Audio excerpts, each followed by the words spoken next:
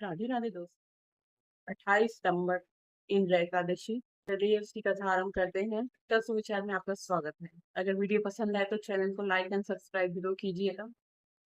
चलिए शुरू करते हैं। इंद्र एकादशी पितृपक्ष अर्थात अश्विन के कृष्ण पक्ष की एकादशी इंद्र एकादशी कहलाती है। अन्य एकादशियों के व्रत के पुण्य से तो व्रत करने वाले को सर्व सुख और अंत में मोक्ष की प्राप्ति होती है, परंतु इस एकादशी का व्रत करने वाले के तो 7 पीढ़ियों तक के पितृ तर जाते हैं। इंद्रा एकादशी का व्रत करने वाला स्वयं तो मोक्ष प्राप्त करता ही है, वह अपने सभी पितरों का भी उद्धार करके उन्हें भी दिव्य लोकों में प्रवेश के अधिकारी बना देता है। इस एकादशी को भगवान शालिग्राम की पूजा की जाती है और पूजा तथा प्रसाद में तुलसी दलों अर्थात तुलसी की पत्तियों के का प्रयोग भी अनिवार्य माना जाता है। धर्मराज युधिष्ठिर ने पूछा, हे जनार्दन, अश्विन मास की कृष्ण पक्ष एकादशी का क्या नाम है? इसके व्रत की विधि और फल क्या है? सो कृपा करके बताइए। श्री कृष्ण ने कहा, हे राजन, इस एकादशी का नाम इंद्रा एकादशी है। यह एकादशी पापों को नष्ट करने वाली तथा पितरों को अधोगति से मुक्ति दिलाने वाली है।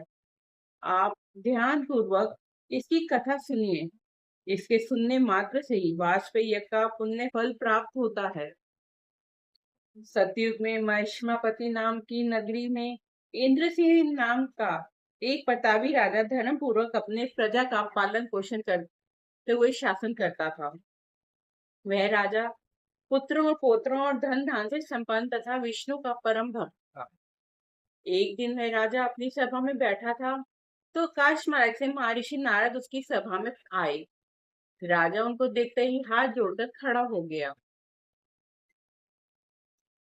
और विधि पूर्वक आसन व अर्घ दिया।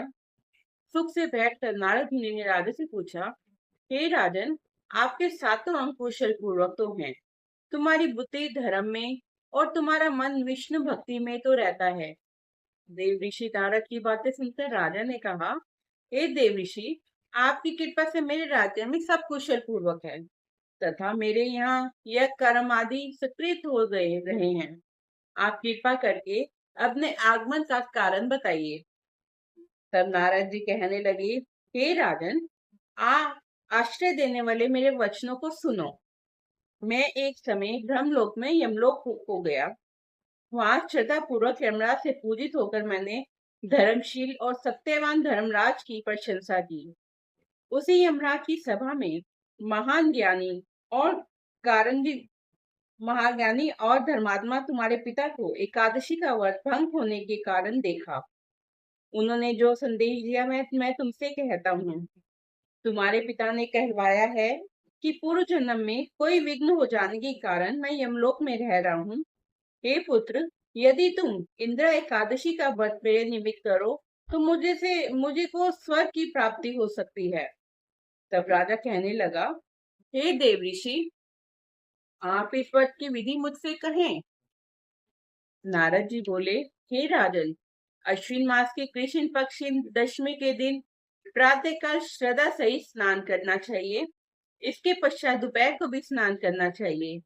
उस समय जल से निकलकर श्रद्धा पूर्वक पितरों का श्राद्ध करें और एक समय भोजन करें तथा रात्रि को पृथ्वी पर शयन करें। दूसरे दिन अर्थात एकादशी के दिन प्रातः काल दातुन करें और स्नान करें। उसके पश्चात भक्ति पूर्वक व्रत का संकल्प करें। संकल्प करते समय भगवान से श्रद्धा पूर्वक कहें, हे प्रभु, मैं आज निराहार रहूंगा और समस्त भोगों का त्याग कर कल भोजन करूंगा। हे भगवान, आप मेरी रक्षा करने वाले हैं, आप मेरे व्रत को पूर्ण करें। इस प्रकार आचरण करके दोपहर को शालिग्राम की मूर्ति के आगे फल फूल रखकर उनकी पूजा करें। शाम को भगवान विष्णु की धूप दीप नैवेद्य आदि से पूजा करें और रात्रि में जागरण करें। इसके उपरांत द्वादशी के दिन मौन होकर बंधु बांधवों सहित भोजन करें। बस यही इंद्रा एकादशी के व्रत की विधि है। हे राजन, यदि तुम भक्ति भाव से इस एकादशी के व्रत को करोगे तो तुम्हारे पिता अवश्य ही स्वर्ग को प्राप्त होंगे। देव ऋषि नारद जी का राजा को यह उपदेश देकर अंतर ध्यान हो गए राजा ने इंदिरा एकादशी के आने पर बंधु बांधवों और दरबारियों सहित इस व्रत को किया। व्रत के प्रभाव से आकाश से पुष्पों की वर्षा हुई। राजा का पिता यमलोक से गरुड़ पर सवार होकर स्वर्ग को गया। राजा इंद्रसेन भी एकादशी के व्रत के प्रभाव से इस लोक में समस्त सुख भोग कर अंत में स्वर्ग लोक को प्राप्त हुए। श्री कृष्ण भगवान ने अंत में कहा, हे धर्मराज युधिष्ठिर, यही इंद्र एकादशी का महात्म्य है।